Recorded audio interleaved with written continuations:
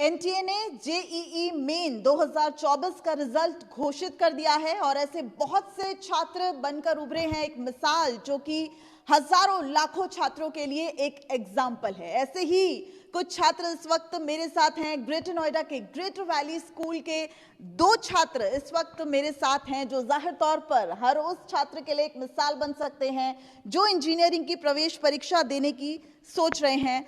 Sarang Mittal 99.94 percentile और स्वयं Singh 99.2 percentile 99.94 percentile. उम्मीद थी या अपनी मेहनत पर पूरी तरह से यकीन था? अपनी मेहनत पर यकीन भी था, पर थोड़ा सा सरप्राइज भी था बाद में। इतना मैंने सोचा नहीं था कि कभी इतना अच्छा हो पाएगा।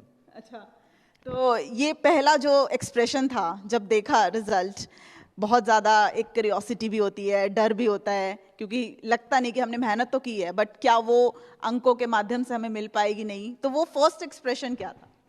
फर्स्ट एक्सप्रेशन रिलीफ ही मिला था कि फर्स्ट स्टेप हो चुका है और उसमें अच्छे नंबर आए हैं, तो मतलब रिलीफ ही था फर्स्ट एक्सप्रेशन तो।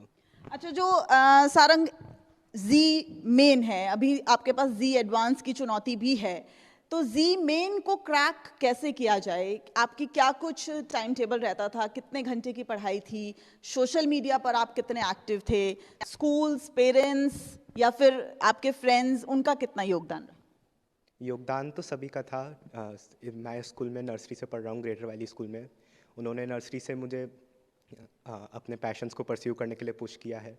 मैं बचपन में तबला को भी प्रैक्टिस करता था काफ़ी, तो स्कूल ने मुझे उसको करने में भी काफ़ी मोटिवेट किया है और मतलब मेरी ओवरऑल पर्सनैलिटी को भी काफ़ी निखारा है। और पढ़ने की बात, मतलब एग्ज़ाम्स क्रैक करने के लिए अल्टीमेटली करनी तो पढ़ाई पड़ती है। तो मैं तो पर्सनली तो मैं रोज़ 12 आवर्स पढ़ने की कोशिश करता था, बाकी जितना हो पाए उतने में सेटिस्फाइड भी रहता ही था। सोशल मीडिया पे हो? अभी तो नहीं हूँ। अभी बिल्कुल भी नहीं हो, यानी कि अच्छे मार्क्स लाने हैं तो सोशल मीडिया से दूरी बनानी पड़ेगी। जी, मेरे तो पेरेंट्स ने फ़ोन दिलवाया नहीं, तो मुझे उसका एक्सपीरियंस है नहीं अभी ज़्यादा। तो पेरेंट्स से लड़े या लग रहा है कि अच्छा ही किया नहीं दिलाया? अभी तो ऐसा ही लग रहा है अच्छा हुआ।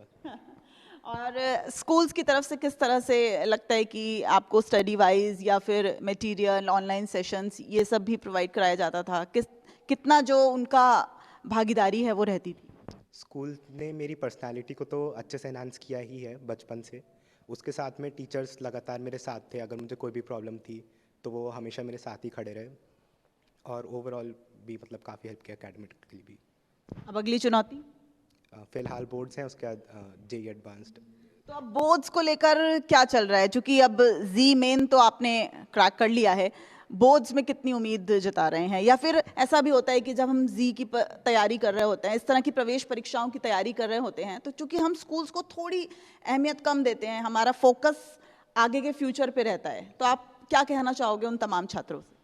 बस जितना हो पाए मैं तो अपना उतना ही बेस्ट ट्राई करूँगा। बोर्ड्स में मैं अपना पूरा एफर्ट दूंगा, जितना होगा उतना अच्छा रहेगा बस। स्कूल्स को भी लगता है आपको जो बोर्ड्स की परीक्षाएं हैं उनको भी अहमियत पूरी तरह से देनी चाहिए? क्योंकि आजकल मैं देख रही हूँ डमी स्कूल्स का कल्चर बहुत ज़्यादा चल गया है, क्योंकि फ्यूचरिस्टिक सोच हो गई है। आपको क्या लगता है, आपका क्या शेड्यूल रहता था? और वो पहला एक्सप्रेशन भी जानना चाहूँगी, जब देखा होगा लैपटॉप पर अपना रिजल्ट, कैसा फील हुआ? फर्स्ट ऑफ ऑल मुझे डमी स्कूल्स तो लगता है कि अगर कोई बच्चा कम्पिटिटिव एग्जाम्स के लिए तैयारी कर रहा है तो ऑफ कोर्स उसकी तैयारी अच्छे से होगी वहाँ पे, लेकिन साथ ही साथ डमी स्कूल्स बच्चे की क्रिएटिव थिंकिंग स्किल्स को बहुत ज़्यादा लो कर देते हैं और ये चीज़ बस स्कूल में ही हो सकती है। जैसे इसने बोला कि ये तबला बजाता था, तबला बजाना एक एक्स्ट्रा करिकुलर एक्टिविटी है जो आपको डमी स्कूल्स में नहीं सिखाते, और पर्सनालिटी को भी इन्हांस करने पे डमी स्कूल्स में ध्यान नहीं दिया जितना हमारे स्कूल में ध्यान दिया है। साथ में मैं ये कहना चाहूँगा कि जब मेरा रिजल्ट आया था मैंने कुछ भी एक्सपेक्ट नहीं किया था, मैं हर एक सिनेरियो के लिए रेडी था, लेकिन जब मेरा रिजल्ट आया तो मैं बहुत खुश था। और ऑफ कोर्स जो भी आज मैं हूँ मैं अपने स्कूल की वजह से हूँ और ऑफ कोर्स अपने पेरेंट्स की वजह से हूँ। जब हम जी मेन का पेपर दे रहे थे, जब आप पेपर दे रहे थे, तो जिस तरह से आप बात कर रहे हैं या फिर सारंग ने भी ये बात कही, पर्सनालिटी डेवलपमेंट, ओवरऑल एनहांसमेंट, वो कितना ज़्यादा ज़रूरी हो जाता है? क्योंकि जब आप जी मेन की पढ़ाई कर रहे हैं तो आप तमाम सब्जेक्ट्स पर फोकस कर रहे हैं, ओवरऑल पर्सनालिटी डेवलपमेंट वहाँ पे किस तरीके से मददगार साबित होता है?